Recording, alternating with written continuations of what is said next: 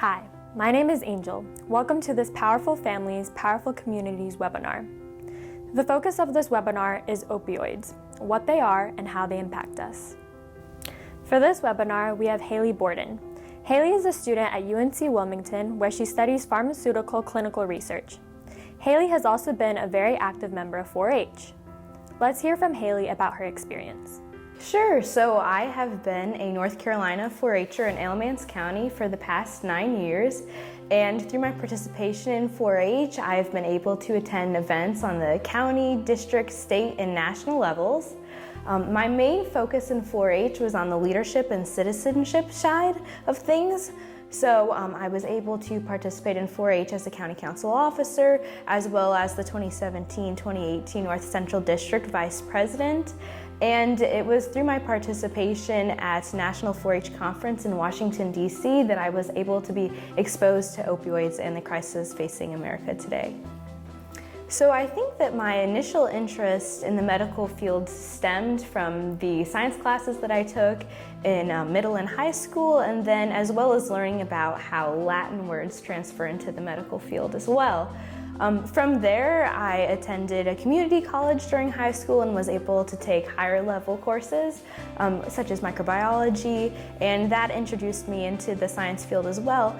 And then from there, contemplating majors for college, I decided that I wanted to major in pharmaceutical clinical research and drug discovery at the University of North Carolina, Wilmington, where I am currently enrolled.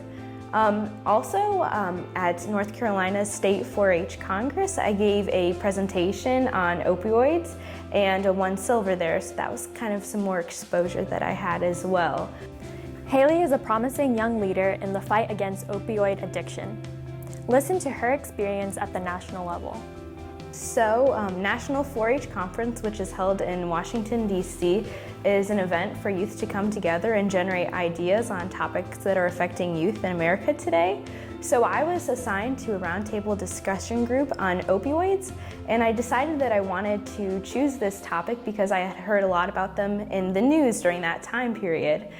I had the opportunity to discuss different ideas to educate youth with my fellow roundtable group members, and then we were able to present our findings to NIDA, the National Institute on Drug Abuse, and their employees were very receptive and embraced our ideas that we presented to them.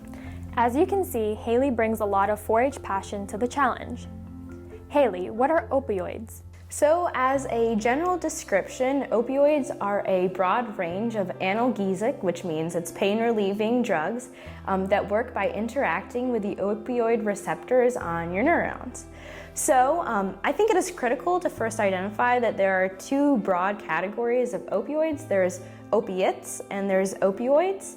So first you have opiates, and they are directly derived from an opium poppy. Some examples of these include heroin and morphine. And then second we have opioids, which is a more broad category that includes synthetic drugs as well, such as hydrocodone and fentanyl. Haylee, we hear a lot about prescription opioids. Tell us more about them. Yes, like I said, morphine is an analgesic and narcotic drug obtained from the opium poppy, and it is medically used to relieve pain. Heroin is an opioid directly made from morphine, and it is combined with a chemical reagent to make it 3 times more potent than morphine.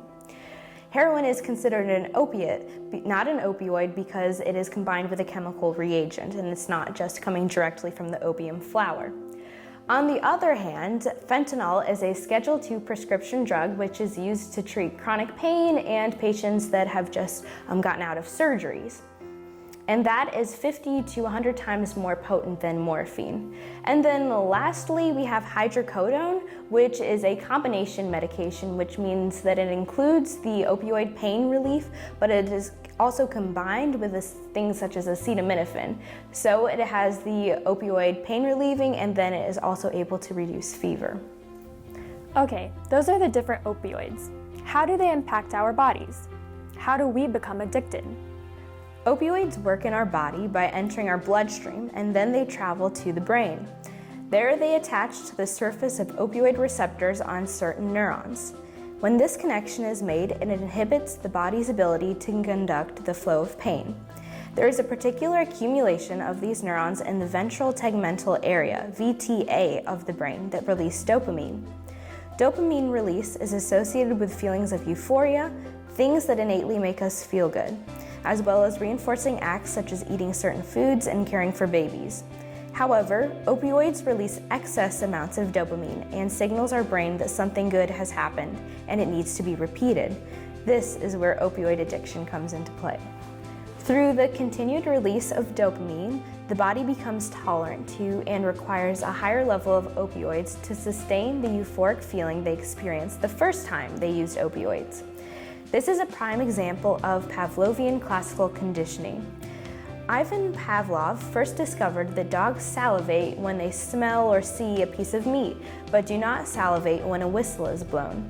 When the dogs are trained to hear the whistle at the same time food is presented, they will over time be conditioned to salivate when they only hear the whistle blow. Our brains work in much the same way. We become conditioned to be dependent on opioids to elicit a euphoric feeling. Some of the signs and symptoms of opioid abuse include a dry mouth, drowsiness, nausea, and constipation.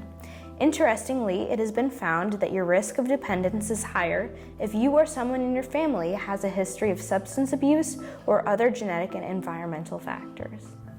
Thanks, Haylee. We also hear a lot about opioid overdoses.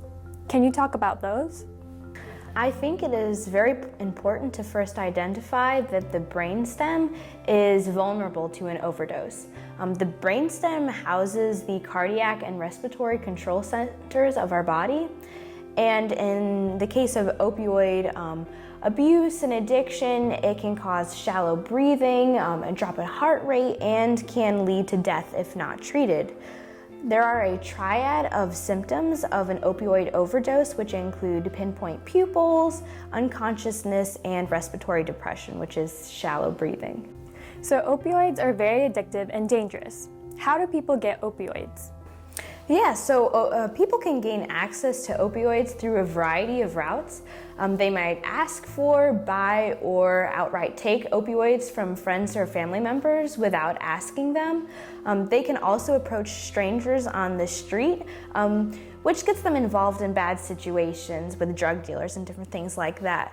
I'd also like to mention that Afghanistan, China, Mexico, and Colombia are among some of the top importers of smuggled drugs into the United States. There are also two other ways that people can gain access to opioids.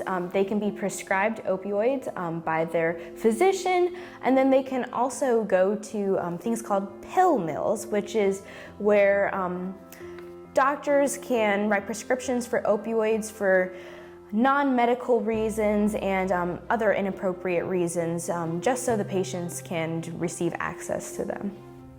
Wow, opioids are frightening. How can young people like me help battle this crisis?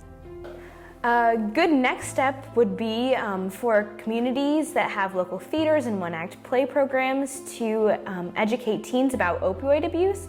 They can then perform realistic plays depicting the short and long-term effects of teen opioid abuse, both on the addicted teen and on the community side of things.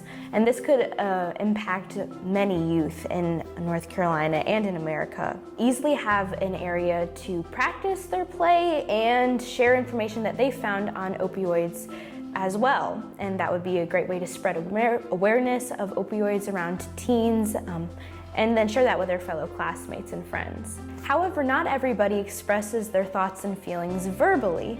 So another idea would to have people present their thoughts and feelings on opioid abuse through artistic expression. They could create art pieces or posters and flyers that they could post throughout their cities and in their schools to help raise awareness. And they can also post these online on social media sites to help other viewers view it through different avenues such as that. One last way to help combat opioid abuse is to get naloxone certified. So naloxone is an opioid overdose antagonist, which means that it reverses the effects of an opioid overdose.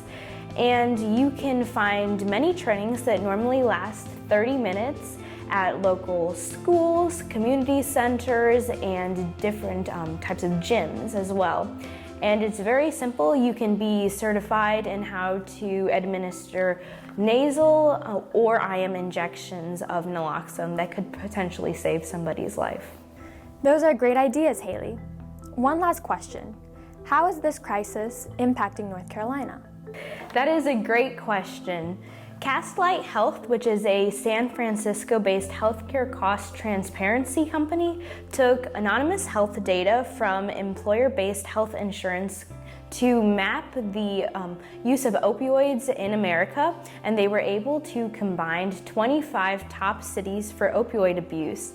And it is funny to mention that since we are filming here in Wilmington, North Carolina, which is located in New Hanover County, Wilmington is ranked in the #1 spot for opioid abuse in America.